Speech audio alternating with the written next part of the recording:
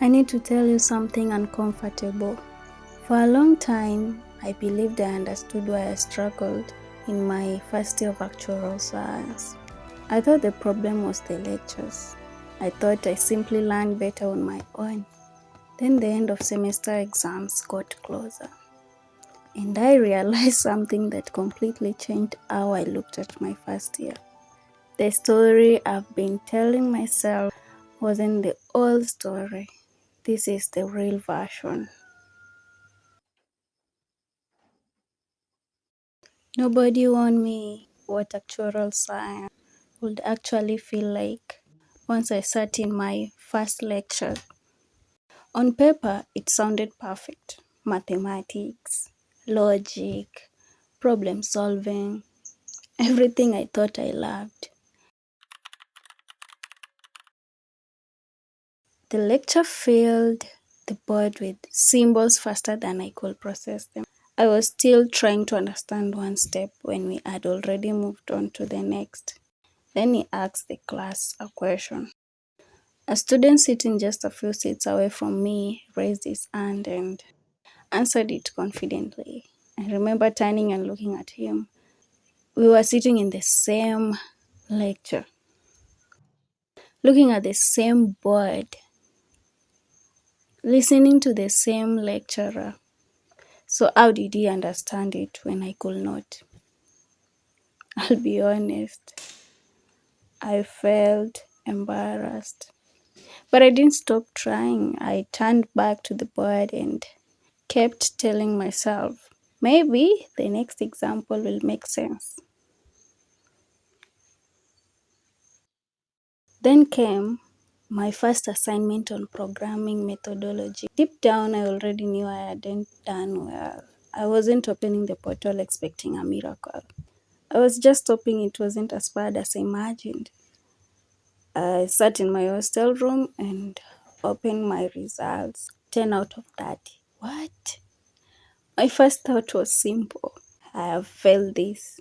I wasn't surprised, but seeing it on the screen made it real. I only told two friends because they had also sat the cut.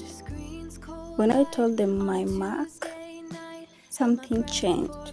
They looked relieved. Not because 10 out of 30 was a good mark, but because they realized they were not the only ones struggling. Looking back, that moment stayed with me.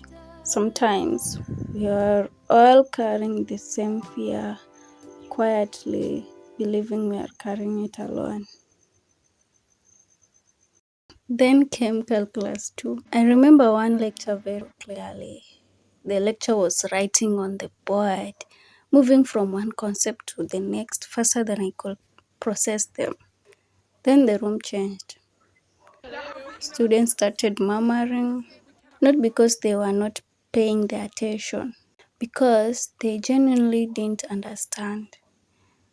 The lecturer stopped writing. He put the marker down. He stood up, looked at us, and said, "You came here to learn." He explained that he assumed we already had the mathematical foundation needed for university. The responsibility now was ours. At that moment, I thought I had found the answer. I had not. The story I told myself. That lecture exhausted me. I went back to my hostel and I slept. The next morning, I didn't go to the lecture. Instead, I stayed behind and decided I will teach myself.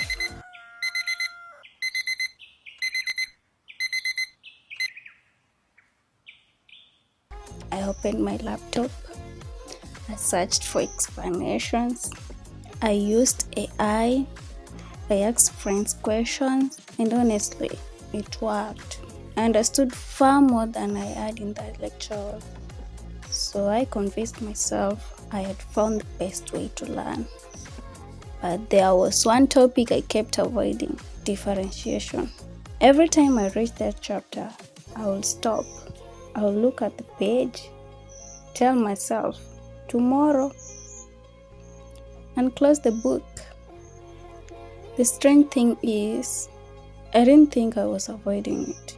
I genuinely believed I was being smart. I'll understand the easier topic first. I'll come back when I'm more confident.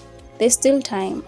Those sounded like good reasons. Looking back, they were comfortable excuses. The next cut came. 12 out of that. 2 marks higher. After a few weeks of studying, I had been working hard, just not on the thing that frightened me the most. As the end of semester exams got closer, I finally had no choice but to face differentiation. I opened my notes expecting to memorize formulas. Instead, I realized something I should have understood months earlier. Differentiation isn't just one method. Some questions need ordinary differentiation. Others need the chain rule. Others power rule. The real challenge is recognizing which method a question is asking for. And that's when it hit me. I had not just postponed one topic. I had postponed the foundation that helped everything else make sense. Then, recently someone asked me, "What's your plan for differentiation before second year?" Without thinking, I answered, "I'm not planning to revise it. First year calculus is over anyway." I believed what I had just said.